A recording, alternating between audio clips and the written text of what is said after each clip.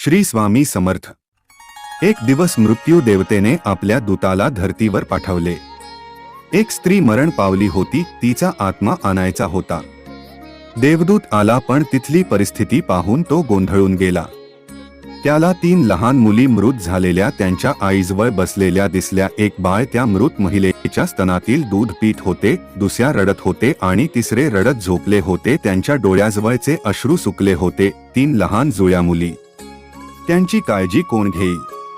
त्या महिलेचा आत्मा मी कसा घेऊन जाऊ? जर तुम्ही माझ्या जागी असता तर कदाचित तुम्हीही असेच केले असते।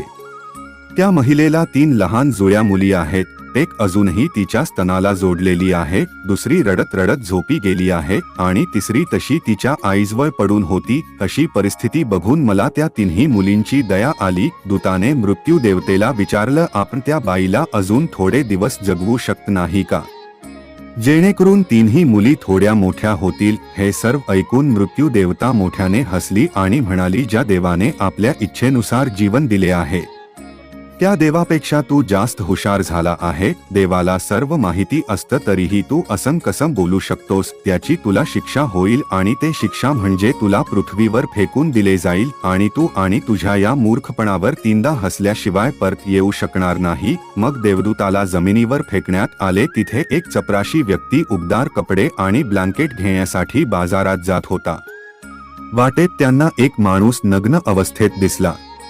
तो दूतच होता। त्याला त्या व्यक्तीची खूप दया आली। आपल्या मुलांसाठी उबदार कपडे आणि ब्लँकेट घेण्याऐवजी त्याने देवतांसाठी कपडे आणि ब्लँकेट विकत घेतली। तो देवदूत माणूस म्हणाला, माझ्याकडे घर नाही, कुटुंब नाही आणि राहण्याची व्यवस्था नाही, मी भयंकर थंडीत काय करू? त्यावर चपरासी म्हणाला, काळजी करू नकोस, तू माझा आहे, माझ्या घरी राहा, पण माझ्या मुलांसाठी आणि बायकोच्या कपड्यांसाठी आणलेला पैशातून मी तुमच्यासाठी ब्लँकेट आणि कपडे घेतले आहे आणि आता मी रिकाम्या हाताने घरी जातोय, त्यामुळे माझी पत्नी नक्कीच रागावेल। चांगली बोलू देत किंवा वाईट बोलू देत, तुम्ही काहीच काळजी करू नका, काही दिवसातच सर्व काही ठीक होईल। चपरासी किंवा त्याच्या पत्नीला अजूनही माहिती नव्हतं की आपल्या घरी देवदूत आले आहे। यानंतर आनंदाचा महापौर येणार आहे। चपरासी दूताला घेऊन घरी पोहोचला आणि घडलेली सर्व घटना पत्नीला सांगितली। ती रागाने चिडली आणि खूप काही वाईट बोलून गेली आणि त्या दिवशी देवदूत पहिल्यांदा हसला। तेव्हा मोचीने देवदूताला विचारले, तुला हसायला काय झालं? तेव्हा देवदूत म्हणाला, जेव्हा मी 3 वेळा हसीन तेव्हा तुला सांगेन। देवदूत येताच घरात सुखाचे हजारो दारे उघडणार होती, पण त्यात मोचीचाही दोष नव्हता। त्याला वाईट वाटत होतं, पण त्याला फक्त मुलांचे कपडे आणि ब्लँकेट गेलेले दिसत होते। काय हरवले ते त्याला दिसत होते, पण त्याला काय मिळाले आहे ते त्याला दिसत नव्हते। मी देवदूत असून याची पत्नी आपल्यावर चिडत आहे हे बघून त्याला हसायला आले। 10 दिवसातच मोचीने त्याचे सर्व काम देवदूताला शिकवले। अवघ्या 10 दिवसात आणि अवघ्या काही महिन्यात खूप चांगल्या प्रकारे चप्पल बनवायला शिकला। त्याच्या चप्पल आणि बूट खूप प्रसिद्ध झाले। पूर्ण देशभर ही गोष्ट पसरली की असे चप्पल किंवा बूट इतर कोठेही बनत नाही। एक दिवस बादशहाचा एक माणूस घरी आला आणि म्हणाला की हे चामडे खूप किमती आहे आणि मौल्यवान आहे, हे सहजासहज कुठेही मिळत नाही, त्यामुळे कोणतीही चूक करू नका आणि सम्राटासाठी यातून 2 बूट बनवायचे आहे। मी पुन्हा एकदा सांगत आहे, फक्त आणि फक्त बूट बनवायचे आहे, चप्पल नाही। त्यावेळी अशी प्रथा होती की माणूस मेला की त्याला चामड्याने झाकले जायचे। मोची देवदूताला म्हणाला की चप्पल बनवून तुम्ही कोणतीही चूक करू नका, अन्यथा तुम्ही खूप मोठ्या संकटात पडू शकता आणि हे बादशहाचे काम आहे। पण तरीही देवदूताने चप्पलच बनवली। चप्पल बनल्याचे पाहून मोचीला राग आला। तू आम्हाला फासावर चढवणार, असं बोलून काठी उचलून तो देवदूताला मारायला लागला। मी तुम्हाला पुन्हा पुन्हा सांगितले होते की चप्पल बनवायची नाही, मग तुम्ही चप्पलच का बनवली? देवदूत पुन्हा जोर जोरात हसला। तेवढ्यात एक माणूस सम्राटाच्या घरातून धावत आला। तो म्हणाला, बूट बनवू नका, चप्पल बनवा, कारण सम्राट मरण पावला आहे।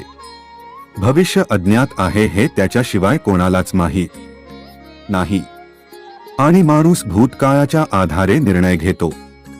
सम्राट जिवंत असताना बूट लागत होती आणि आता मृत झाल्यावर स्लीपरची गरज होती। तेव्हा तो मोची देवदूताची पाय धरून माफी मागू लागला की मला माफ करा, मी तुला मारले, मला क्षमा कर. पण तो देवदूत म्हणाला, हरकत नाही, मी माझी शिक्षा भोगत आहे.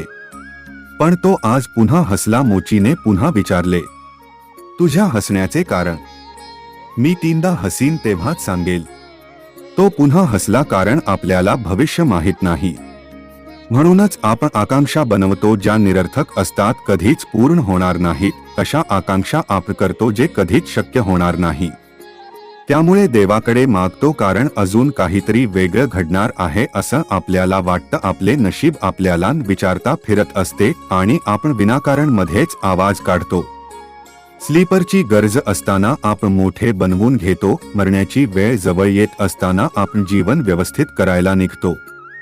देवदूताला अचानक त्या 3 जुळ्या मुली आठवतात. त्यांच्यासाठी भविष्यात काय आहे हे मला कसे कळेल? मी विनाकारण उगाच मध्ये गेलो असं त्याला वाटलं. आणि तिसरी घटना अशी घडली की एके दिवशी त्या 3 तरुण मुली आल्या. तिघींचेही लग्न होणार होती आणि तिघींनीही त्यांच्यासाठी बूट बनवण्याची ऑर्डर दिली. तसंच त्यांच्यासोबत एक वृद्ध व्यक्ती आली होती जी खूप श्रीमंत होती. देवदूताने आता ओळखले, या त्या 3 मुली आहे ज्यांना त्याने मृत आईजवर सोडले होते आणि ज्यांच्यामुळे तो शिक्षा भोगत आहे. ते सर्व निरोगी आणि सुंदर होते. त्याने त्यांना विचारलं की या 3 मुली कोण आहे? ती वृद्ध बाई म्हणाली, या माझ्या शेजारच्या बाईच्या मुली आहे. ते खूप गरीब स्त्री होती. ती इतकी आजारी होती की शेवटी तिच्या अंगात दूधही नव्हते. तसेच त्यांचे परिस्थिती इतकी गरिबीची होती की त्यांच्याकडे पैसे कपडे काहीच नव्हतं. फक्त 3 जुळ्या मुली होत्या. त्यांना दूध पाजत असताना तिचा मृत्यू झाला. पण मला या 3 चिमुकल्या मुलींची दया आली. मला मुलबाळ नाही, म्हणूनच मी खूप प्रेमाने या 3ही मुलींचा सांभाळ केला. आई जिवंत असती तर या 3ही मुली गरिबी, उपासमार आणि दारिद्र्यात वाढल्या असत्या. आई मरण पावली, म्हणूनच या 3 मुली मोठ्या संपत्ती आणि समृद्धीत वाढल्या आणि आता या तिघीही त्या वृद्ध महिलेच्या सर्व मालमत्तेचे मालक आहे. आणि त्यांचे लग्न सम्राटाच्या कुटुंबात होत आहे. देवदूत तिसऱ्यांदा पुन्हा हसला आणि त्याने मोचीला सांगितले की ही 3 कारणे आहेत. माझ्या हसण्याची चूक माझीच होती. नियती महान आहे. आपण जेवढे पाहू शकतो तेवढेच आपण पाहतो आणि जे पाहू शकत नाही त्यांचा विस्तार खूप महान आहे. आणि आपण काय पाहू शकतो यावरून आपण कोणताही अंदाज बांधू शकत नाही. मी माझ्या मूर्खपणावर 3दा हसलो आहे. आता माझी शिक्षा संपली आहे आणि आता मी जातो असं तो मोचीला बोलून निघतो. देव जे काही करतो ते चांगल्यासाठीच करतो. भक्तांनो, आपल्याला आजच्या कहाणीतून हे शिकायला मिळत की आज घडलेल्या घटनांवरून आपण हे ठरवू शकत नाही की भविष्यात हे आपल्यासाठी चांगले आहे की वाईट आहे. याचे उत्तर भविष्याच्या गर्भातच दडलेल्या प्रत्येक चांगल्या किंवा वाईट घटनेला प्रतिक्रिया देणे व्यर्थ आहे. आपल्याला फक्त जे होत आहे त्याचे साक्षी बनण्याचा प्रयत्न करायचा आहे. गौतम बुद्ध नेहमी त्यांच्या शिकवणीत एक सांगतात, भूतकाळाबद्दल कधीही खेळ करू नका आणि भविष्याची जास्त चिंता करू नका. आज आणि या क्षणात जगा आणि त्यांच्याशी एकमेव मार्ग आहे सर्व चिंतांमधून मुक्त होण्यासाठी. आणि मित्रांनो, आजची कहाणी इथे संपत आहे. तुम्हाला आजची कहाणी आवडली असल्यास आपल्या कमेंट बॉक्समध्ये श्री स्वामी समर्थ नावाचा जयघोष करायला विसरू नका. आपल्या चॅनलवर नवीन असाल तर धार्मिक संस्कार या चॅनलला सबस्क्राईब करून नक्की ती घंटी दाबा, जेणेकरून आपला प्रत्येक व्हिडिओ सर्वात पहिले तुमच्यापर्यंत पोहोचेल. सर्वांची तुमची काळजी घ्या. श्री स्वामी समर्थ. जय जय स्वामी समर्थ. धन्यवाद.